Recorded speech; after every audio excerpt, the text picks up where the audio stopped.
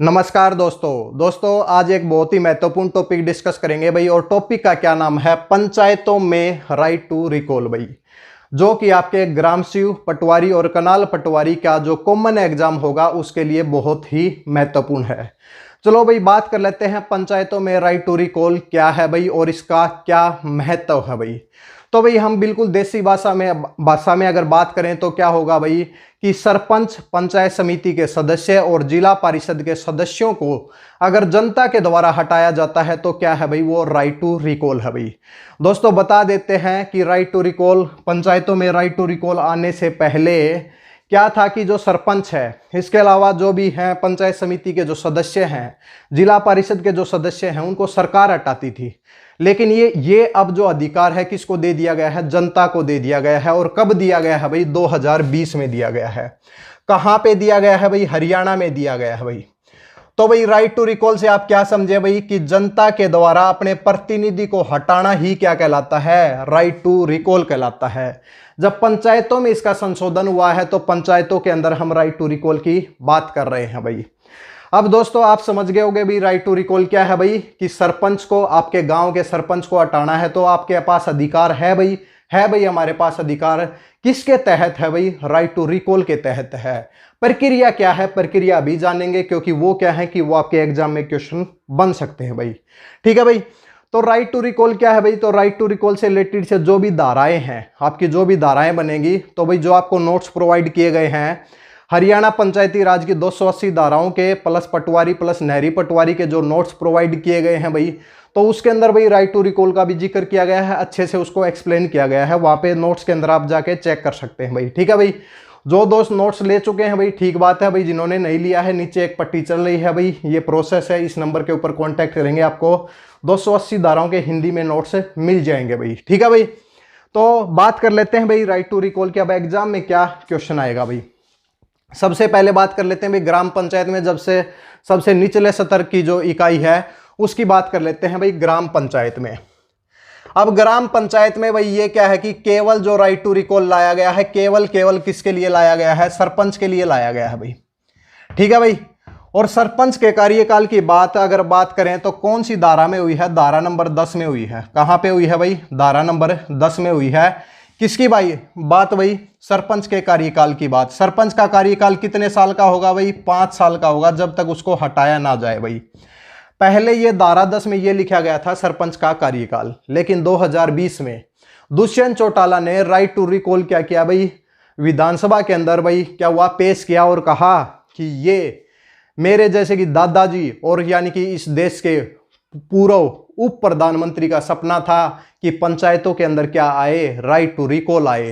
Right to recall लाने के पीछे का कारण क्या था? क्योंकि हर रोज पंचायत विभाग में शिकायत जाती हैं कि इस गांव का सरपंच अपनी मनमानी कर रहा है, जिस जनता ने उसको चुना है उसी के साथ धोखाधड़ी कर रहा है भाई। तो इससे रिलेटेड शिकायतें जाती हैं और उन्हीं को ध्यान में रखते हुए हरियाणा सरकार ने राइट टू रिकॉल लाने का फैसला लिया और 2020 में इसे पारित कर दिया। और आज के टाइम हमारे पास यानी कि हरियाणा के वासियों के पास क्या है कि अपने सरपंच को हटाने का अधिकार है। अब कब हटा सकते हैं? 1 साल बाद हटा सकते हैं, बताएंगे भाई अभी। ठीक है। धारा नंबर 10 भाई, धारा नंबर 10 में कितना है भाई? 5 साल का। अब सरपंच के लिए भाई राइट टू रिकॉल की बात कौन सी धारा में हुई है? अब ये पूछा जाएगा भाई। धारा 10 में संशोधन किया गया है भाई, और धारा 10 में संशोधन करने के बाद पहले इसमें केवल एक पॉइंट था। इसके बाद क्या किया गया भाई? सरपंच का जो कार्यकाल है अब इसको हटाने की प्रक्रिया कहां पे डाली गई भाई? राइट टू रिकॉल भाई। Right to recall. अब पूछ लिया जाए कि सरपंच के लिए राइट टू रिकॉल की बात कौन सी धारा में हुई है, तो भाई आपका सीधा सीधा आंसर क्या हो जाएगा? धारा नंबर 10 में हुई है भाई। कहां पे हुई है? धारा नंबर 10 में हुई है। प्रक्रिया क्या होगी भाई? मान लिया कि सरपंच का चुनाव हो गया भाई, कंप्लीट हो गया। अब सरपंच को हो गया भाई 1 साल। 1 साल से पहले भाई सरपंच के खिलाफ हम राइट टू रिकॉल यानी कि अविश्वास प्रस्ताव नहीं ला सकते भाई। यानी कि ये चुनाव के बाद जैसे कि हमें क्या लेके आना भाई? अविश्वास प्रस्ताव भाई। राइट टू रिकॉल में क्या लाना पड़ता है? अविश्वास प्रस्ताव भाई। कब तक नहीं ला सकते भाई? 1 साल तक तो नहीं ला सकते भाई। 1 साल तक इसको नहीं लाया जा सकता इलेक्शन के बाद भाई। जैसे ही 1 साल कंप्लीट होता है हम अविश्वास प्रस्ताव ला सकते हैं। उसके लिए क्या करना पड़ेगा भाई? हमें 50% वोटर्स यानी कि 50% अगर उस गांव के मतदाता अगर ये लिखित रूप में देते हैं कि हमें इस सरपंच को भाई हमारे गांव से हटाना है, हमने गलत व्यक्ति को चूज कर लिया, तो 50% मतदाता अगर मान लिया कि लिखित रूप में देते हैं तो उस सरपंच के खिलाफ अविश्वास प्रस्ताव लाया जा सकता है भाई। अविश्वास प्रस्ताव लाया जा सकता है कितने के साथ भाई? 50%। अब इस बात को क्लियर कर रहे हैं भाई। कई जगह लिखा हुआ है 33% भाई, 33% नहीं होगा, 50% होगा भाई। कितना होगा भाई? 50%। अब 50% के साथ कोई भी प्रस्ताव को भाई क्या किया जाता है? प्रस्ताव लाया जाता है। उस प्रस्ताव को किसको दिया जाता है भाई? बीडीपीओ को दिया जाता है भाई, block development and panchayat officer, यानी कि खंड विकास और पंचायत अधिकारी को 50% के साथ यानी कि ये प्रस्ताव दे दिया जाता है कि इस गांव की तरफ से आया है भाई। अब भाई बीडीपीओ क्या होगा कि गांव के अंदर आएगा, यानी कि 1 महीने के अंदर जो भी प्रोसेस होगी उसके अंदर 1 महीने के अंदर आएगा, दोबारा से इलेक्शन कराएगा। अगर 2/3 सरपंच के खिलाफ अगर वोटिंग हो जाती है, यानी कि 66.66 है भाई, 66.66% के साथ अगर सरपंच के खिलाफ वोटिंग हो जाती है तो सरपंच को उसके पद से हटाया जा सकता है, यानी कि 2/3 वोटिंग। याद रखेंगे, प्रस्ताव लाने के लिए 50% और उसको हटाने के लिए, उसको पारित करने के लिए 2/3 यानी कि मतों की जरूरत है भाई। जैसे ही इसके खिलाफ अगर अविश्वास प्रस्ताव लाया जाता है, अगर पारित हो गया तो ठीक है, अगर मान लिया कि फेल हो जाए भाई, फेल हो जाए यानी कि 66% सरपंच के खिलाफ वोट ना पड़े, तो भाई दोबारा से अविश्वास प्रस्ताव ला सकते हैं भाई। अब कब लेके आएंगे भाई?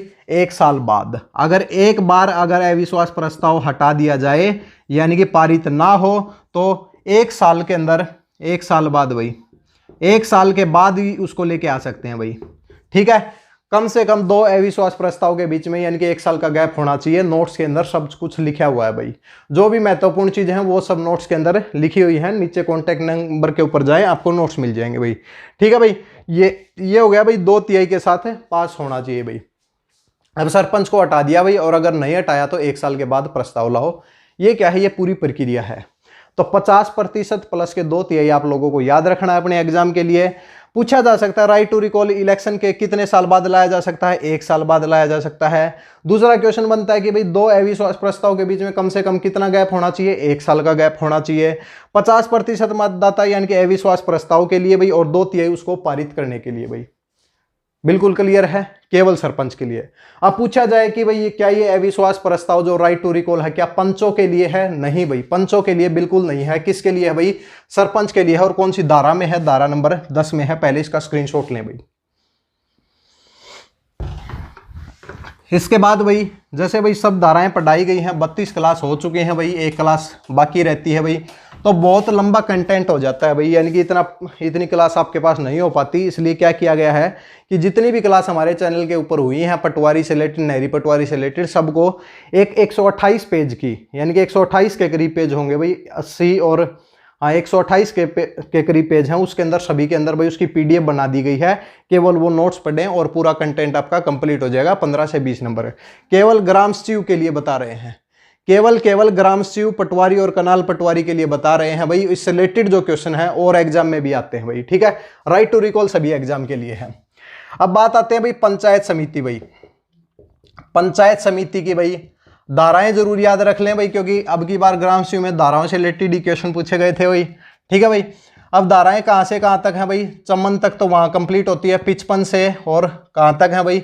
55 से 116 तक धाराएं हैं भाई। ठीक है भाई, अब यहाँ पे एक धारा आती है भाई, धारा नंबर 62। अब धारा नंबर 62 में किसकी बात हुई है? धारा नंबर 62 में बात हुई है कि इसका जो अध्यक्ष है और उपाध्यक्ष का कार्यकाल भाई। अध्यक्ष और उपाध्यक्ष को यानी कि क्या कर सकते हैं? उसी के पंचायत समिति के मेंबर्स हटा सकते हैं 2/3 वोटिंग के साथ है। पहले था धारा 62 ये में अध्यक्ष और उपाध्यक्ष को हटाना, सदस्यों को हटाने की बात नहीं थी भाई, क्योंकि क्या था? सरकार ही हटाती थी भाई सदस्यों को। अब क्या है कि जनता के हाथ में पावर दे दी भाई, वार्ड से सदस्य चुने जाते हैं, अब जनता को फिर से पावर दे दी गई भाई। तो इस धारा 62 में संशोधन नहीं किया गया भाई, धारा 62A बना दी गई भाई, एक अलग से धारा बना दी गई है, धारा 62A, जिसमें क्या है कि पंचायत समिति के सदस्यों का कार्यकाल, पंचायत समिति के सदस्यों का कार्यकाल भाई, सदस्यों का कार्यकाल और अविश्वास प्रस्ताव भाई, और अविश्वास प्रस्ताव बहुत इंपॉर्टेंट है भाई, क्योंकि क्या हुआ है 2020 में ये बिल्कुल नए सिरे से डाली गई हैं, इसलिए क्या है कि बहुत ही महत्वपूर्ण हो जाती हैं एग्जाम के लिए। ये बात है भाई, ठीक है। पंचायत समिति के सदस्यों का कार्यकाल क्या करना पड़ेगा भाई, वार्ड के सदस्यों के खिलाफ अगर आपको अविश्वास प्रस्ताव लाना है तो केवल सदस्यों के चुने जाने के बाद 1 साल के बाद प्रस्ताव लाया जा सकता है। प्रस्ताव लाने के लिए उस वार्ड के क्या होना चाहिए, जो भी वार्ड बनाया गया उसके 50% लोग ये लिखित रूप में देंगे कि हमें इस सदस्य से संतुष्ट नहीं है, और फिर क्या होगा, फिर उसके ऊपर इलेक्शन कराया जाएगा। अगर 66.66% के साथ अगर वो अविश्वास प्रस्ताव पारित हो जाता है तो उस सदस्य को हटाया जा सकता है। 2 अविश्वास प्रस्ताव के बीच में यानी कि कितने साल का गैप होना चाहिए, 1 साल का। सेम प्रोसेस है, same as it is process है जो सरपंच के लिए है भाई, ठीक है। तो 2 चीजें याद रखेंगे, एक 50%, यहाँ पे 33 लिखा हुआ है, कई जगह ये नहीं करेंगे, 50% और 66.66% ये याद रखेंगे, और 1 साल का गैप होना चाहिए भाई, ठीक है भाई। उसी तरीके से अब बात करें कौन सी धारा में है भाई, तो धारा 62A में है, किसके लिए, पंचायत समिति के लिए। अब बात कर लेते हैं भाई धारा नंबर 123 भाई। अब जिला परिषद की धाराओं की बात कर लेते हैं। इसमें क्या है भाई, प्रधान और उप प्रधान भाई, यानी कि प्रेसिडेंट और वाइस प्रेसिडेंट की बात है का कार्यकाल भाई, इसके कार्यकाल की बात हुई है भाई। तो इसमें तो क्या है भाई, इनको हटाने की भी जो प्रक्रिया इसके सदस्यों के पास ही होती है, जिला परिषद के। लेकिन जनता को कौन सी धारा में पावर दी गई है, धारा नंबर 123A में पावर दी गई है भाई। धारा नंबर 123 में किसको पावर दी गई है, जनता को पावर दी गई है। अब जनता किस तरीके से हटाएगी भाई, इसमें क्या है, जिला परिषद भाई, क्या हो जाएगा, जिला परिषद के सदस्यों का कार्यकाल भाई, सदस्यों का कार्यकाल लिख लेना भाई, ठीक है। कार्यकाल और अविश्वास प्रस्ताव भाई, यानी कि इसके अंदर क्या होगी, जनता हटाएगी भाई। कौन सी धारा के अंतर्गत भाई, तो धारा 123A के अंतर्गत जिला परिषद के सदस्यों को हटाया जाएगा राइट टू रिकॉल के अंतर्गत, और धारा 62A में पंचायत समिति के सदस्यों को हटाया जाएगा, और धारा नंबर 10 में यानी कि सरपंच को हटाया जाएगा। यानी कि एग्जाम में पूछा जाए कि भाई जिला परिषद के सदस्यों के लिए राइट टू रिकॉल की बात कौन सी धारा के अंतर्गत हुई है, तो धारा 123A के अंतर्गत हुई है। पंचायत समिति के लिए धारा 62A में हुई है, और सरपंच के लिए धारा नंबर 10 में हुई है भाई। तो ये था भाई राइट टू रिकॉल। सीधे सीधे तौर पे ये है कि आपके सरपंच, पंचायत समिति के सदस्यों और जिला परिषद को आपके द्वारा यानी कि जनता के द्वारा यानी कि वोटर्स के द्वारा हटाना ही क्या कहलाता है, राइट टू रिकॉल कहलाता है।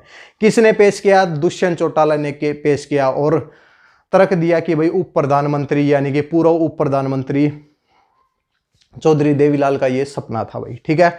बहुत ज्यादा शिकायतों के तौर पे ये सब किया गया। तो बहुत ही छोटा टॉपिक है भाई, लेकिन एग्जाम पॉइंट ऑफ व्यू से बहुत ही महत्वपूर्ण है भाई।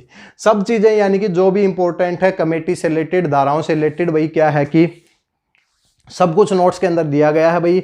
जिन्होंने नोट्स बना लिए हैं बहुत अच्छी बात है, लेकिन जिन्होंने नोट्स नहीं बनाए हैं भाई, तो नीचे नंबर चल रहा है उसके ऊपर भाई नोट्स खरीदें भाई, ठीक है। उसकी प्रोसेस आपको वहां पे बता दी जाएगी, सैंपल देख सकते हैं, जो कुछ भी यानी कि कंप्लीट तरीके से किया गया है। और दूसरी बात वही, अब जो लोग यानी कि 5 मिनट में नोट्स को देख के मतलब आकलन कर लेते हैं कि 5 मिनट में जैसे सब नोट्स याद हो जाएंगे, तो इतना आसान बात नहीं है, ठीक है भाई। तो नोट्स को भाई अच्छे से पढ़ें, जिनको नोट्स मिल गए हैं भाई साथ साथ में पढ़ते रहें भाई। एग्जाम आएगा 3-4 महीने में तो बहुत ही फायदेमंद होंगे भाई, क्योंकि पटवारी, नहरी पटवारी सब कुछ वहाँ पे दिया गया है भाई, ठीक है भाई। चलो भाई अगली क्लास में मिलते हैं। हरियाणा जीके की 11वीं क्लास होगी, जिसके अंदर जियोग्राफी से रिलेटेड यानी कि हम कुछ टॉपिक लेके आएंगे भाई, ठीक है भाई। जो दोस्त नए आए हैं चैनल को सब्सक्राइब करें भाई। पूरा 280 धाराएं चैनल के ऊपर अवेलेबल हैं, वहां से भी पढ़ सकते हैं, ऑप्शन आपके पास है भाई, ठीक है भाई। पटवारी, नहरी पटवारी क्लास में है। चलो भाई, धन्यवाद।